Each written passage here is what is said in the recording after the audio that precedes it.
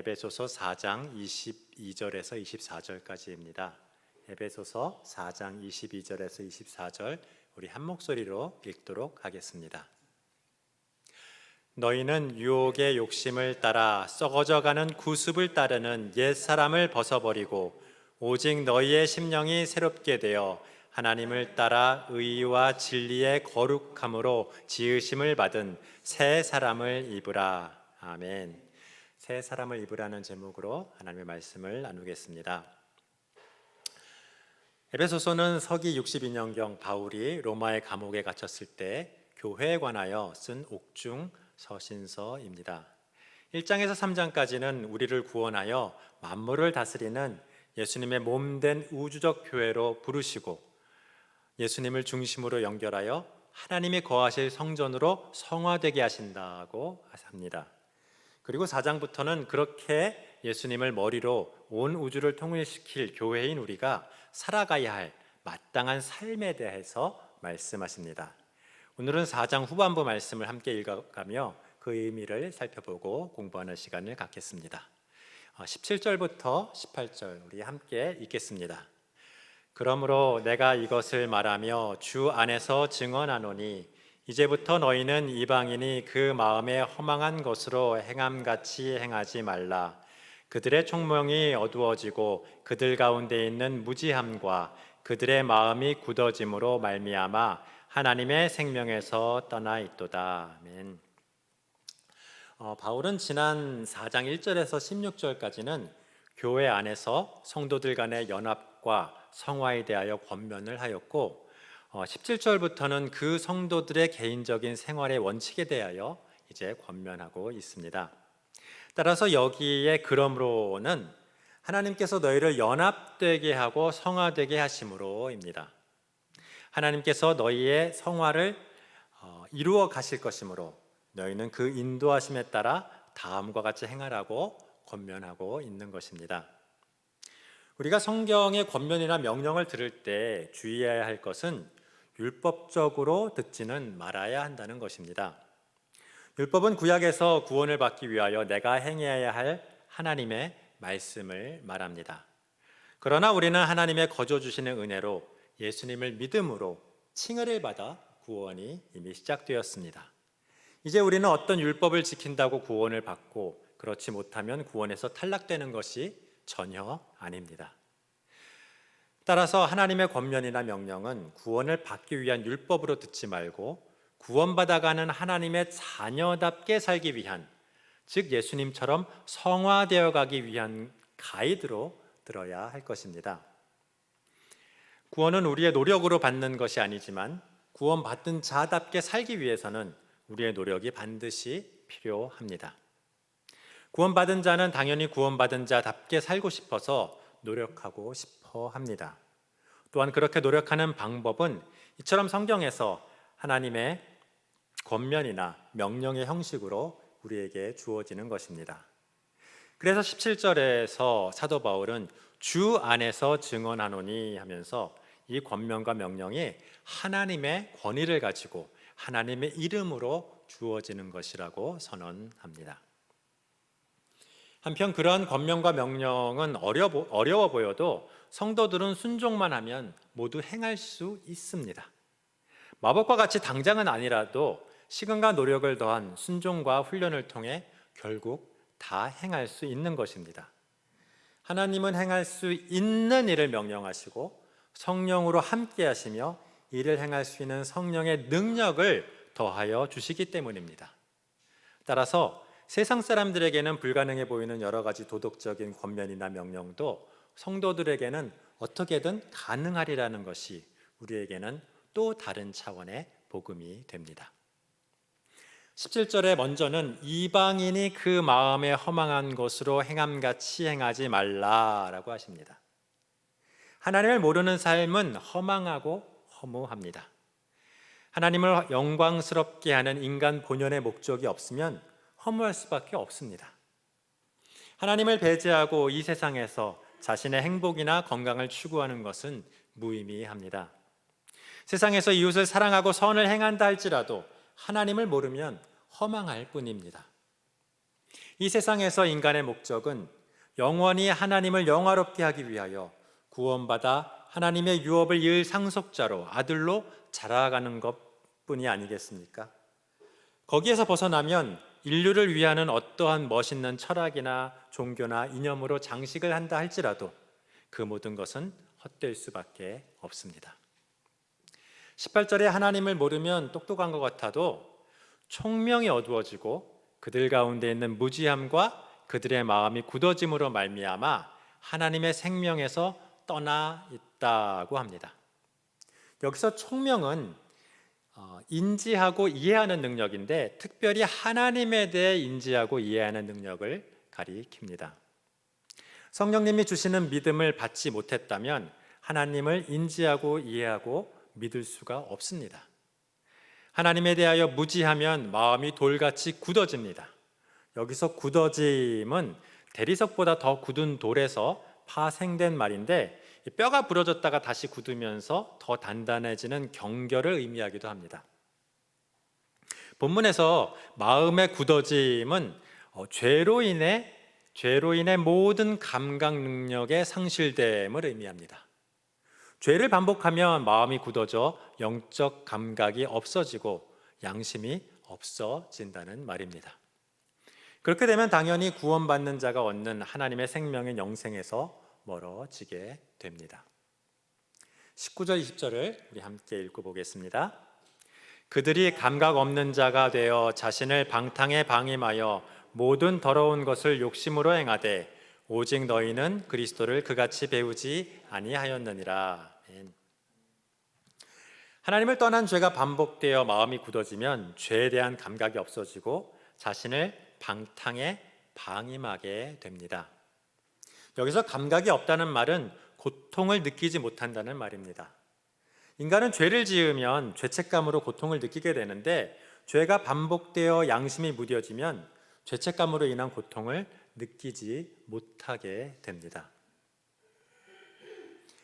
그러면 방탕에 방임하게 되는데 여기서 방탕은 아셀게이아라는 헬라어를 번역한 것으로 원래는 호색, 성적 타락을 말하며 영어로는 sensuality입니다. 이는 여기서는 부끄러움을 모르는 모렴치한 행동을 가리키며 죄의 노예가 되어 본능적인 부끄러움이 사라질 정도로 죄에 중독되었다라는 의미입니다. 그러한 방탕에 방임한다라는 말은 제물로 바치다라는 어원을 가지고 나 자신을 포기하고 죄에게 내어준다는 말입니다. 예수님이 우리를 구원하기 위하여 자신을 포기하고 십자가에 내어주는 것과 정반대로 그들은 죄에 중독되어 자신을 포기하고 죄의 노예로 내어준다라는 말입니다. 또한 여기서 더러운 것을 행하는 욕심은 억제할 수 없는 탐욕인데 다른 사람의 것을 탐하는 모든 불법적인 욕망을 말합니다. 하나님을 떠난 인간은 하나님을 제외한 어떤 것으로도 자신의 영적 갈급함을 채울 수 없습니다. 따라서 그들은 그 갈급함을 채우기 위하여 돈과 성과 권력 등 많은 것에 욕심을 내지만 그 모든 것을 다 가진다고 해도 결코 만족할 수 없습니다. 그러나 예수님을 믿어 하나님과의 관계를 회복한 우리는 아직은 부족해도 영적인 갈증이 점차 해결되어 갑니다.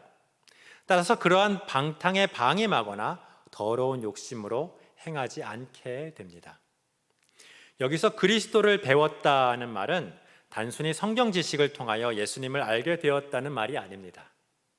이는 신앙생활을 통해 하나님과 인격적인 관계를 맺어가며 예수님을 인격적으로 배워간다는 의미입니다. 21절을 우리 함께 같이 읽겠습니다. 진리가 예수 안에 있는 것 같이 너희가 참으로 그에게서 듣고 또한 그 안에서 가르침을 받았을진데. 요한복음 8장 32절에 진리를 알지니 진리가 너희를 자유케 하리라고 말씀하십니다. 그 진리는 예수님이며 또한 예수님 안에 있는 구원의 복음입니다. 그 진리의 복음은 예수님을 주와 구세주로 믿는 자는 죄와 사망으로부터 자유하게 된다는 것입니다. 그 예수님을 믿고 그 가르침을 따르는 성도는 이제 이 다음 절에 나오는 말씀과 같이 옛 사람을 버리고 새 사람을 입는 구원의 과정인 성화를 이루어 가게 됩니다. 22절부터 24절을 다시 한번 읽겠습니다. 너희는 유혹의 욕심을 따라 썩어져가는 구습을 따르는 옛사람을 벗어버리고 오직 너희의 심령이 새롭게 되어 하나님을 따라 진리와 진리의 거룩함으로 지으심을 받은 새 사람을 입으라. 아멘. 네, 여기서 유혹의 욕심은 사탄에게 속아서 갖게 되는 이기적이고 세상적인 욕심입니다. 사람은 그 본선상 욕심을 버릴 수 없습니다. 따라서 불교는 무욕을 강조하지만 기독교는 무욕 대신 의욕을 강조합니다. 인간은 자신의 가치관에 따라 욕심을 갖게 됩니다. 돈을 가치 있게 여기면 돈의 욕심을 내고 명예를 중히 여기면 명예의 욕심을 냅니다. 그러나 거룩함을 가치 있게 여기면 거룩함의 욕심을 내고 의로움을 가치 있게 여기면 의로움의 욕심을 냅니다. 그래서 의욕은 구원받은 성도가 가져야 할 덕목이 됩니다. 욕심을 버리기보다 예수님의 열심을 배워 가치 있는 일에 욕심을 내고 헌신하는 것은 아름다운 일입니다. 의에 줄이고 목마른 자는 진실로 복이 있습니다. 한편 그 유혹의 욕심을 따르는 사람은 썩어져가는 구습을 따르는 옛 사람입니다. 여기서 썩어져가는 구습이란 17절에 언급한 허망한 것과 19절에 언급한 더러운 것을 말합니다. 특별히 썩어져가는의 시제는 현재 분사로서 지금도 썩어져가는 중이라는 말입니다. 이처럼 지금도 썩어져 가고 멸망해 가는 구습을 따르는 옛 사람은 17절에 말한 이방인이요 이는 하나님을 모르는 불신자를 말합니다. 우리도 예수님을 믿기 전에 다 그러한 옛 사람이었다는 말씀입니다. 그런데 그러한 옛 사람을 이제 벗어버리라고 하십니다. 이것을 명령하신 이유는 우리 중에 아직 그 옛 사람을 제대로 벗어버리지 못한 사람이 더러 있기 때문입니다. 고린도후서 5장 17절에 그런즉 누구든지 그리스도 안에 있으면 새로운 피조물이라 이전 것은 지나갔으니 보라 새 것이 되었도다 하고 말씀하십니다. 예수 믿고 구원받은 사람은 즉 칭의를 받은 사람은 새 사람이 되었다 합니다. 그러나 칭의는 그 문자적인 의미에서 알 수 있듯이 의롭다 불리는 것입니다. 이는 사실 아직은 의롭지 않지만 의롭다 불리는 것입니다. 그리고는 그 의롭다 불림에 합당하도록 정말로 의로워지도록 성화되어 가야 한다는 의미를 그 안에 내포하고 있습니다. 하나님은 우리를 이미 죄 없다 하셨고 의롭다 하셨지만 아직 죄 가운데 있는 것이 우리의 현주소입니다. 우리의 현주소에서도 정말로 의롭게 되기 위해서는 그렇게 믿고 그렇게 살아가야 합니다. 옛사람을 벗어버려야 합니다.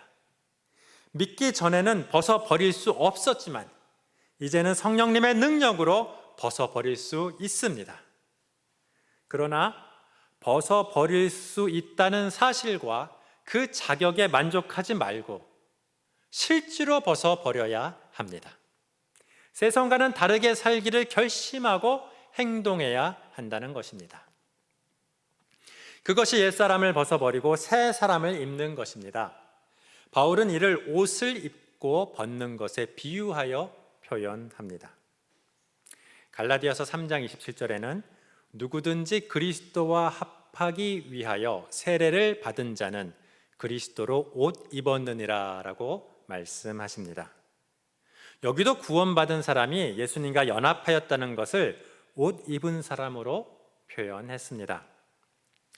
그러나 예수님과의 연합은 은혜로 된 것이고 내 노력으로 될 수 없지만 이 본문의 새 사람을 입으라는 것은 명령이므로 순종하는 내 노력이 필요합니다.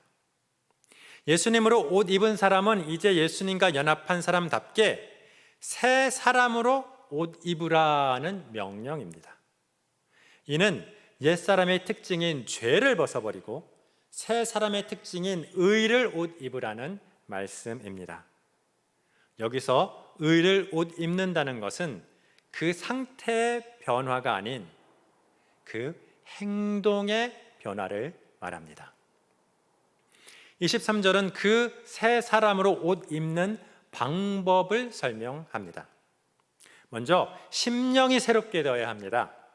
여기서 심령은 마음의 영이며 성령이 아니라 우리 각자의 마음의 영을 말합니다. 너희 마음의 영을 새롭게 하라는 말씀입니다.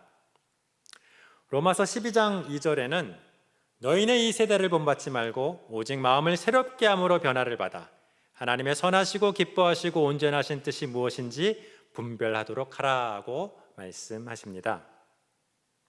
여기서 마음을 새롭게 한다는 말씀은 하나님의 성경적 사고방식을 가지라는 말씀입니다. 본문에서 심령이 새롭게 된다는 것도 이와 같이 사고방식과 세계관이 성경적으로 새롭게 바뀌는 것을 의미합니다. 그리고 24절에 하나님을 따라는 이 관련 구절인 골로새서 3장 10절에 새 사람을 입었으니 이는 자기를 창조하신 이의 형상을 따라 지식에까지 새롭게 하심을 입은 자니라는 말씀에서와 같이 하나님의 형상을 따라라는 말씀입니다. 그러므로 24절의 새 사람은 하나님의 형상을 따라 의와 진리의 거룩함으로 지으심을 받은 새 사람이라고 이해할 수 있습니다. 여기서 하나님의 형상은 의와 거룩함으로 표현하는데요. 의는 관계에서 나오는 언약의 충실함을 말하고 거룩함은 하나님의 것으로 구별되었음을 말합니다. 따라서 새 사람은 하나님과 이웃과의 관계에서 맺은 언약에 충실한 사람이며 하나님의 선택으로 세상 것들과는 구별되도록 새롭게 지으심을 받은 사람을 말합니다. 즉 새 사람은 이웃과 바른 관계를 맺고 살아가며 하나님과도 바른 관계를 맺으며 살아가므로 하나님의 형상을 따라가는 사람을 말합니다. 따라서 정리하면 본문은 칭의를 받고 구원의 여정에 있지만 아직 죄악된 행동을 다 버리지 못한 성도들에게 그 죄악된 옛 사람을 벗어버리기 위해 성경적인 사고방식과 세계관을 가지고 하나님의 형상을 닮아가기 위하여 하나님과 이웃과 바른 관계를 맺어가는 새 사람을 입으라는 명령입니다. 좀 길죠? 네. 그리고 그 새 사람을 입기 위하여 행해야 할 실천적인 명령을 이제 25절 이하에 하나씩 언급합니다.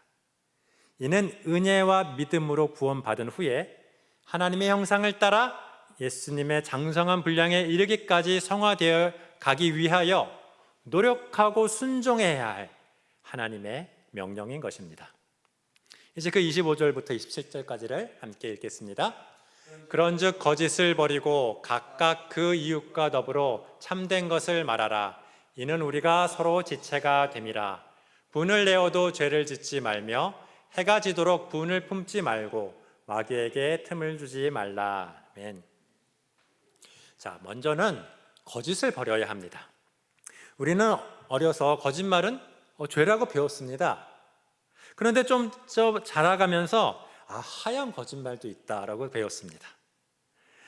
그렇게 차차 예외를 두기 시작했고 그 예외는 그 사람의 이기적인 가치관에 따라 점점 정당화되었습니다.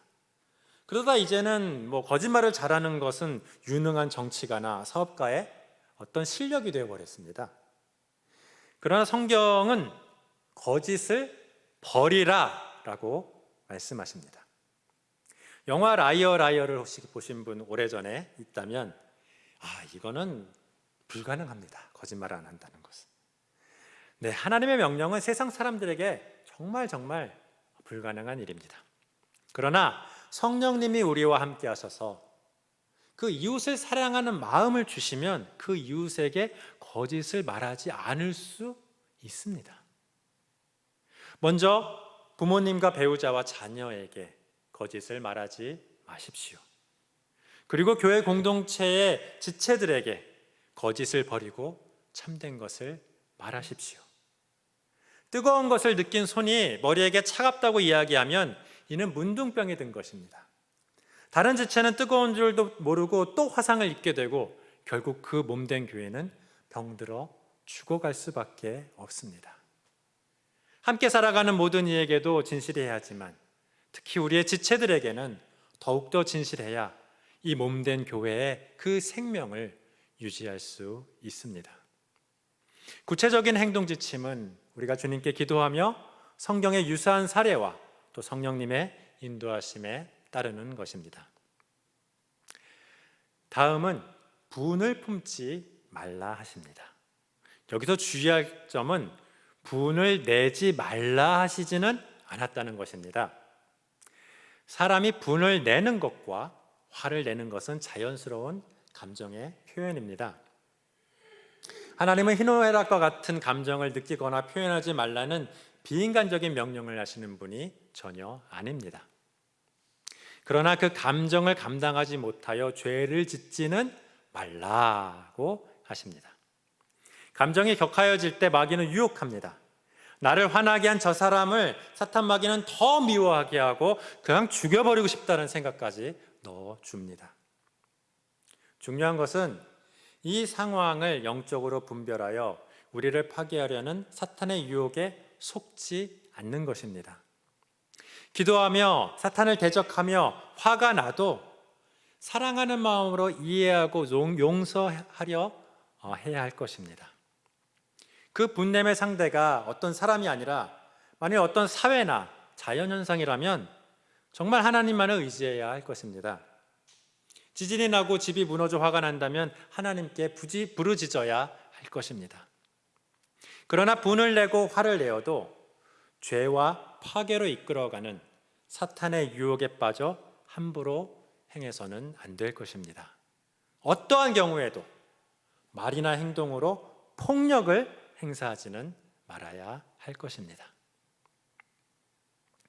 그리고 성경이 가르쳐주는 아주 중요한 지혜는 분을 품는 시간에 관한 것입니다. 분을 내어도 하루를 넘기지 말라고 명령하십니다. 정말로 화를 낼 일이 있다면 하루만 내고 그치라는 것입니다. 이는 화난 감정을 가라앉히라는 말씀입니다. 분내는 이유는 보통 하루 만에 해결되지 않습니다. 불의한 일에 분노하는 의분이라면 하루만 분내고 잊어버려서는 오히려 안 됩니다. 그 의분은 하나님이 주신 가치관에 의해 화난 감정이 생긴 것이므로 하루에 그치지 말고 해결을 위해 기도하고 계획하고 행동해야 할 것입니다. 그러나 그 화난 감정은 하루 만에 마무리하라고 하십니다. 이기적인 분이든 이 의분이든 해가 지기 전에 하루를 넘기기 전에 가라앉히라고 하십니다. 유대인의 하루는 잘 아시다시피 해가 지면 시작됩니다. 밤 12시가 기준이 아니라 일몰이 기준입니다. 적어도 자기 전에는 이 감정을 가라앉히고 잠들어야 이 마귀의 집요한 유혹에서 자유로울 수 있습니다.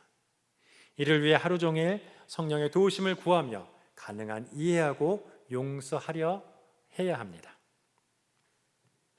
문제가 해결 안 되고 용서가 안 돼도 적어도 격한 화난 감정만은 가라앉혀야 이 마귀의 유혹을 이기고 죄를 짓지 않을 수 있습니다. 28절 29절을 우리 함께 읽겠습니다. 도둑질하는 자는 다시 도둑질하지 말고 돌이켜 가난한 자에게 구제할 수 있도록 자기 손으로 수고하여 선한 일을 하라. 무릇 더러운 말은 너희 입 밖에도 내지 말고 오직 덕을 세우는 데 소용되는 대로 선한 말을 하여 듣는 자들에게 은혜를 끼치게 하라. 아멘.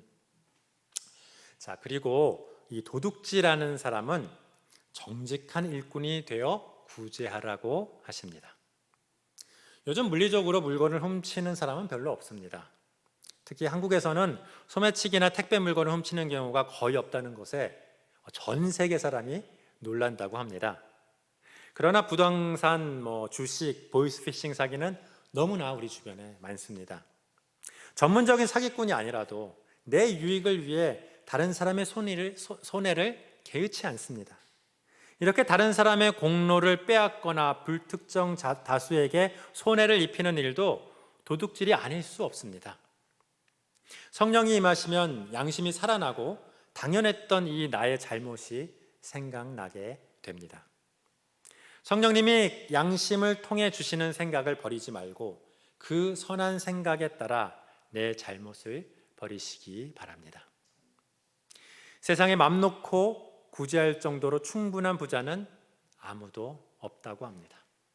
그러나 구제를 충분히 하고 싶어서 돈을 버는 성도들은 있다고 합니다. 성령님이 도와줄 마음을 주시면 정직하게 일하여 번 돈으로 가족을 돌보는 동시에 구제도 하시기 바랍니다. 도둑질하여 구제하는 홍길동 같은 의적은 성경이 말하는 의인이 아닙니다. 성경은 선행의 방법과 과정도 선해야 된다고 말씀하십니다. 그러면 반면에 구제를 위하여 일하는 모든 일이 선행이 됩니다. 내가 장사하여 돈을 버는 것이 선행이 되고요, 내가 월급 받아 일하는 것이 하나님 앞에 선행이 됩니다. 구제는 우리의 일상을 선행으로 변화시키는 놀라운 능력이 되는 것입니다. 이처럼 금명과 구제는 교회의 중심이 되는 윤리입니다. 그래서 바울은 고린도전서 9장 말씀처럼 베드로같이 물질적인 지원을 받아 사역할 수 있었음에도 복음을 위하여 자기 손으로 텐트를 만들며 사역하는 본을 보였었습니다. 따라서 기독교는 열심히 수고하여 일을 하는 것을 미덕으로 여깁니다. 열심히 일하여 돈을 벌 때 자신은 검소하게 생활하며 사역과 구제를 위하여 사용하는 것은 성도의 미덕입니다. 또한 기독교 재테크는 이 땅에서 재물을 축적하는 것이 아니라 이 땅에서 재물을 나눔을 통해 천국의 의로움을 축적하는 것입니다. 마태복음 6장 19절 20절에 너희를 위하여 보물을 땅에 쌓아두지 말라. 거기는 좀과 동록이 해하며 도둑이 구멍을 뚫고 도둑질하느니라. 오직 너희를 위하여 보물을 하늘에 쌓아두라. 거기는 좀이나 동록이 해하지 못하며 도둑이 구멍을 뚫지도 못하고 도둑질도 못하느니라고 말씀하십니다. 예수님은 은밀한 구제가 하늘에 보물을 쌓아두는 일 중에 하나라고 이 본문을 통해 말씀하십니다. 실제로 그 구제가 얼마나 효과가 있는가 없는가, 이건 그리 중요한 것이 아닙니다. 하나님은 그 마음과 물질을 다 받으시고 기뻐하십니다. 돈을 잘 버는 것은 기술이지만 돈을 잘 쓰는 것은 예술이라고 합니다. 우리는 기술도 뛰어나지만 예술에는 더 뛰어나기를 소망합니다. 그리고 29절은 이제 성도의 언어에 대해서 말씀하십니다. 물론 말로만 말고 행동으로 해야 한다고 그러지만 말이 중요하지 않은 것은 아닙니다. 말이 먼저 나가기 때문에 사실은 더 중요할 수도 있습니다. 성도라면 거짓말뿐 아니라 더러운 말도 버려야 합니다. 입에 배어있는 의미 없는 욕도 하지 말아야 합니다. 그러나 여기서의 이 더러운 말의 원어는 썩게 하는 말입니다. 즉 다른 사람의 마음을 상하게 하는 말을 의미합니다. 가까울수록 마음을 상하게 하고 해치는 말을 주의하고 삼가해야 합니다. 또한 비판하고 수군대는 것을 피하고 덕을 세우는 말을 해야 합니다. 이 덕을 세운다는 오이코도메를 번역한 말인데 이 집을 세운다는 어원을 갖습니다. 하나님이 거하실 그리스도의 몸된 교회를 세워가고 하나님이 거하실 성전인 우리 몸을 세워가기 위해서는 이 신앙의 덕을 세우는 말부터 해야 한다는 것입니다. 비판을 그치고 건설적인 말을 해야 합니다. 성도의 선한 말을 듣는 사람들이 은혜를 받게 해야 합니다. 내가 하나님의 은혜를 베푸는 통로가 될 수 있도록 말하는 훈련을 해야 합니다. 신앙의 덕을 세우고 은혜를 끼치는 선한 말을 하는 것은 평생의 훈련이 필요합니다. 성령님이 그 속사람을 변화시키셔서 그 마음과 생각이 바뀌면 그 말도 차차 변하게 됩니다. 30절에서 32절 마지막으로 함께 읽겠습니다. 하나님의 성령을 근심하게 하지 말라. 그 안에서 너희가 구원의 날까지 인치심을 받았느니라. 너희가 모든 악독과 노함과 분냄과 떠든 것과 비방하는 것을 모든 악의와 함께 버리고 서로 친절하게 하며 불쌍히 여기며 서로 용서하기를 하나님이 그리스도 안에서 너희를 용서하심 같이 하라. 아멘. 30절에는 성령을 근심하게 하지 말라고 하십니다. 25절에서 29절까지 언급한 성도의 거짓과 분냄과 도둑질과 더러운 말은 성령님을 괴롭히고 근심하게 합니다.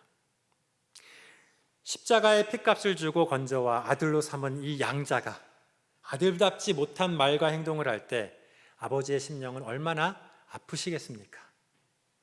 우리의 몸은 성령의 전이라고 했는데 그 더러운 죄악에 질비한 우리의 몸에 거하시는 성령님은 얼마나 불편하시겠습니까?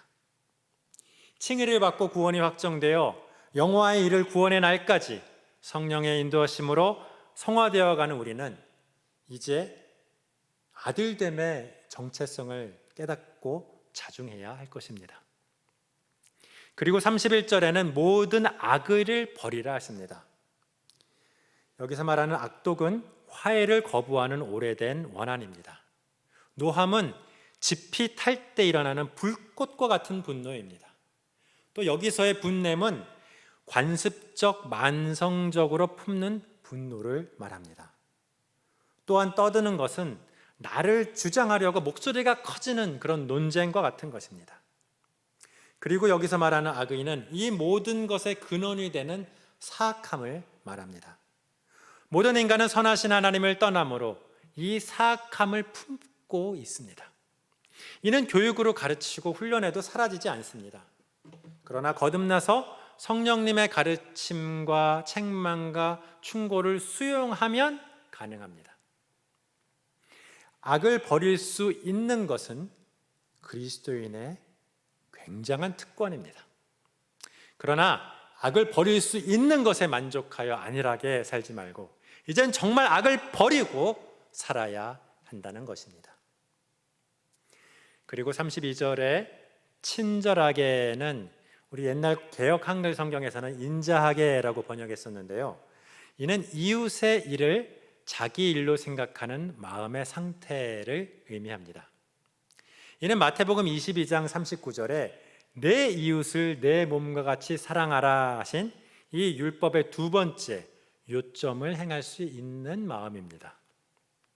또한 불쌍히 여기면은 온정을 가진 부드러운 마음을 나타냅니다.